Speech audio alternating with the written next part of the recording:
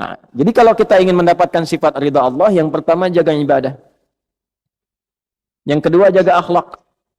Akhlak. Itu pembuktian ibadah itu pada akhlak. Kama arsalna fikum rasulan minkum yatlu alaikum ayatina wa yuzakkikum. Di benarnya ibadah antum itu akan terlihat pada akhlaknya. Ya. Salat itu apa pembuktiannya? Tanha 'anil fahsya wal munkar. Inna salata tanha 'anil fahsya wal munkar. Nah, fahsya wal munkar itu kalau bisa dihindari, ya, itu adalah akhlak perwujudannya. Jadi kalau kita sudah bisa menunjukkan itu, nanti ada pengaruh kepada jiwa, terbawa sampai dengan meninggal, disifatilah dengan amalan yang diridhoi oleh Allah, dan kita pun akan ridha pada pemberian Allah saat ditampakkan di dalam sakaratul maut. Ya.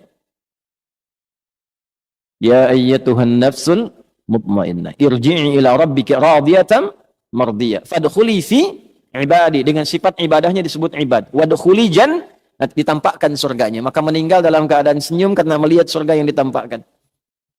Sahabat sebelum meninggal sudah disifati radhiyallahu anhum wa radu an, lebih tinggi nilainya dengan radiyatan mardiyah. Nah, makanya kalau lebih tinggi di atas kita, maka sifat kita itu meneladani. Doanya mengantarkan rahmat. Nah, itu bagian pertama radhiyallahu, ya. Jadi kalau ada yang laki-laki anhu, kalau perempuan anha, kalau banyak anhum. Ya, kalau bapak anak itu anhuma. Biasanya depannya kuncinya ibnu. Ya, an ibni Abbas, an ibni Umar radhiyallahu taala anhuma. Kalau huma bonusnya satu lagi. Mengalir pahala lagi untuk ayahnya dan ibunya, orang tuanya. Misal Ibnu Abbas itu kan dididik oleh ayahnya pedagang, sibuknya luar biasa. Tapi dia pengen satu dari keluarganya jadi ahli ilmu yang mewarisi ilmunya Nabi SAW. Maka dari kecil disimpan di majlisnya Nabi. Titipin sama ibunya Ummu Fudail. Ya, tolong yang ini Abdullah ini siapin supaya jadi alim ke depan, ke majlis Nabi. Simpan, nanti bawa lagi, simpan, bawa lagi. Sampai Nabi meninggal, beliau masih remaja. Kisaran usia 13-14 tahun. Ya, sudah hafal 2000 hadis. Bapaknya baru 200, anaknya 2000. Didoakan oleh Nabi, Allahumma faqihhu fid din wa alimhu ta'wil. Kemudian disebut turjumanil Quran, jadi pakar Al-Quran, jadi ahli fiqih. Nah, setiap beliau menyampaikan satu hadis dari 2000 itu pahala mengalir pada orang tuanya. Makanya disebut dalam kitab ulama radhiyallahu taala anhuma. Sebagai tanda Abdullahnya dibuang, Abbasnya dimunculkan. Karena inisiatif mendidik anak itu datang dari orang tuanya. An ibni Abbasin.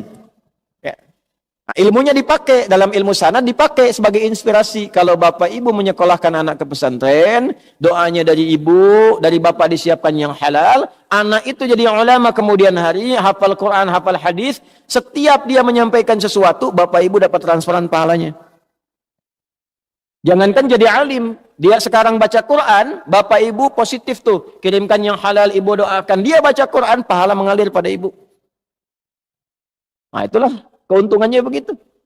Makanya cari sekolah-sekolah Islam. Ya, cari pesantren-pesantren yang baik, yang ada Qurannya, ada sholatnya, supaya pahala mengalir. Hukum itu gimana niatnya? Innamal a'malu bin. Kalau orang tua niatkan dunia, bapak ibu dapat dunia. Itu aja sederhana. Di dunia yusibuha.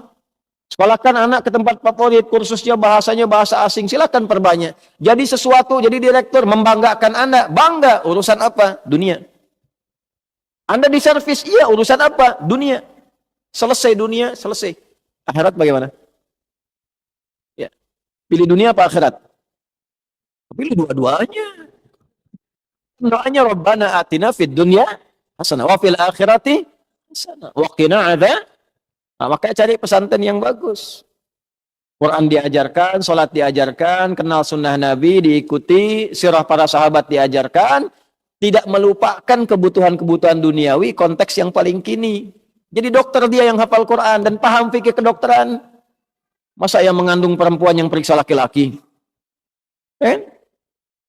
Paham dengan baik. Jadi arsitek yang hafal Quran. Jadi pejabat yang hafal Quran. Ya, coba perbanyak ke depan tuh bupati yang hafal Quran, wali kota yang hafal Quran. Ya, sampai presiden ahli Quran ke atas. Kalau itu semua didapatkan berkah kita dan tahu ilmunya bagaimana cara menerapkan dalam kehidupan. Itu pasti akan berkemajuan. Yaitu radhiyallahu taala anhu. Jadi kalau ngaji hadis, kita kalaupun belum ke matan, ke sanad, kita dapat inspirasi itu. Nanti Anda pelajari, Anda profesinya apa? Ingin ikut sahabat, nggak harus semuanya. Antum pedagang, mau dapat radhiyallahu ta'ala anhu dalam dagangan, keluarkan. Utsman gimana dagangnya? Abdurrahman bin Auf gimana dagangnya? Talhah gimana dagangnya? Ya. Yang bukan profesinya, ya sudah. Ya, cukup antum ikuti keteladanan ibadah kebaikannya, yang seprofesi ikuti titian kehidupannya. Antum pengen jadi pejabat, oh gimana Abu Bakar, gimana Omar? Antum pengen karir di militer misalnya, gimana Khalid bin Walid? Gimana Abu Ubaidah al-Jarrah?